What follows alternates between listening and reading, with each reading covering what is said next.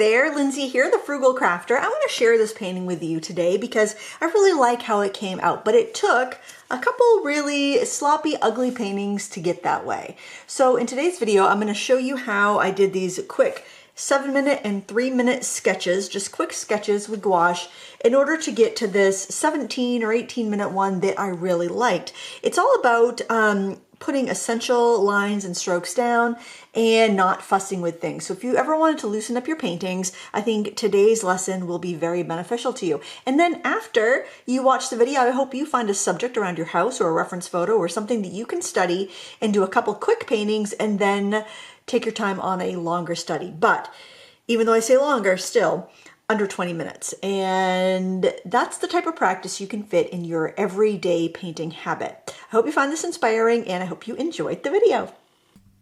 I'm working in my toned gray handmade sketchbook. Actually, this sketchbook has a variety of different papers in it so that I can use a variety of different medias. And this happens to be the Strathmore toned gray paper.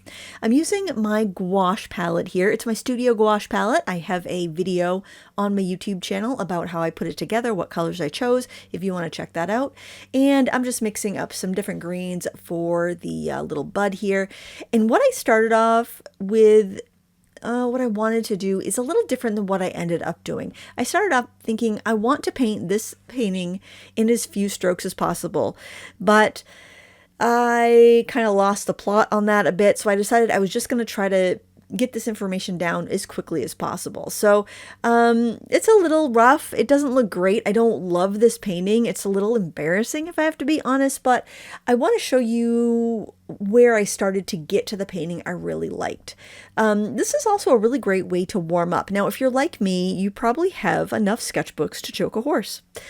That's not an official amount of sketchbooks, but I have a lot.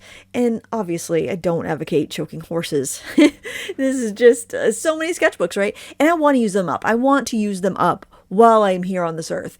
And I've got to get my skates on if I'm going to, which means I got to put the brushed paper and fill some pages. So why not get some practice in? Because I love making sketchbooks. I love finding sketchbooks. I certainly collect enough sketchbooks. I need to fill them. So that gives me a bit of freedom, right? Especially since this is a handmade sketchbook that I made myself. I know I can make another one if I use it up and I love it and I want to have another one. This multi-surface sketchbook was not as useful as I thought it was going to be honest. Now, to be completely fair, I made the sketchbook and I thought I was going to do a lot more painting than I did before my retreat that I was teaching started. So I didn't fill up as many pages as I thought I was going to, sadly. So it's just sitting there. And I don't have enough pages done with Italy paintings in it to make that a dedicated Italy sketchbook. So I just need to fill them up. I need to use those pages. So I'm basically just having some fun mixing my gouache on my palette and trying to get down the information. Now, these are fresh flowers. It's a plant that is going to die probably within 2 days of me painting this. These blooms do not last. They start to open up and then it takes them about a week to get fully open and then they're beautifully blooming for about 3 days and then they start to just kind of die and you got to deadhead them. Luckily I do have one more bud that's about to open, but I want to get in kind of time is of the essence, right? When you've got a live plant that's flowering, you've got a very limited amount of time in order to paint it. So that's what I wanted to do here. I was trying to get a little bit of the information there at the base of the bulb where you have, you know, the plants kind of sprouting from the seed or from the bulb there and to get the stamens and all of that. So basically all I'm doing here is gathering information. It's a bit of a hot mess. It's very amateurish looking, but it gets the information down. And I feel like working on a toned paper, it kind of fills the background in a little bit so you don't feel the need to cover every inch of the space. So I turned my plant around. And I really like this shape here of the kind of the trumpety shape you can see from the side of the flower. And so this time, this one I just took a few minutes on. I just wanted to get some color marks down. I wanted to just kind of play with, mixing that kind of brownish purple and getting the shape of the flower right and just basically loosen up. Now I felt a lot looser doing this sketch than the first one taking 7 minutes, this one being 3 minutes, but I like my strokes better here. I feel like I've got a better vibe for the plant. I feel like I've loosened up a bit. I feel like I've warmed up and I'm ready to attack an actual painting. So even though it's not anything that's I'm terribly proud of, it's kind of a path, right? We're going down this journey of becoming the artist we want to be. We're going on this path of how we want our day to go. We're making some deliberate marks on a paper so that we can kind of gather information so we can create the painting we want to create. And that's what I'm doing here. Getting color notes, getting shapes, getting, practice in, moving the brush, all of that stuff. Practice isn't pretty a lot of the time. And I think we have these unrealistic expectations that our sketchbook should be mini galleries when that's not the case. I mean, it can be. If you want to do a sketchbook and you put your heart and soul in every single page and you spend hours on every single page and have it a showpiece, that's perfectly fine. There's no wrong way or right way to do your sketchbook. I'm certainly not going to gatekeep how to keep a sketchbook. I know I've had some precious sketchbooks in the past where I wanted every page to be beautiful, but now that I know how to make my own, I'm definitely more free about how I paint. Now, those first two paintings, I went right in with a brush. I didn't sketch anything beforehand, and I think that really loosened me up. So now I'm actually sketching with a gel pen. These pens are by a company called Four Candies. I found them on Amazon. They come in a pack of 6, and there's 4 colors in each. And I think between the 6 different pens, you get 20 unique colors. And this pen here has a nice gray, a nice green, a brown, and a yellow. And it's really kind of fun for sketching botanicals. So I'm taking my time. I did do a little guideline to get the outside of the sketch, but I feel very confident in my ability to sketch directly in with a pen because I did those preliminary sketches. So that's the other thing that warming up like this can help you with. It can make your final piece be a lot more sure-footed and a lot less fussy. And because you're not going to be second guessing yourself because you've painted this shape, you've painted these shapes, you're familiar with the plant, you've really studied it, you can be very confident with your sketching and go right in with ink. And I love the way this sketch came out. In fact, I think this would be pretty just as a pen sketch. And it definitely looks a lot better, even at this stage, than either of the other attempts. I wanted to put a background in. I love working on a toned paper. This is the Strathmore Toned Tan, or maybe called Tone Craft. I think it's called Tone Tan.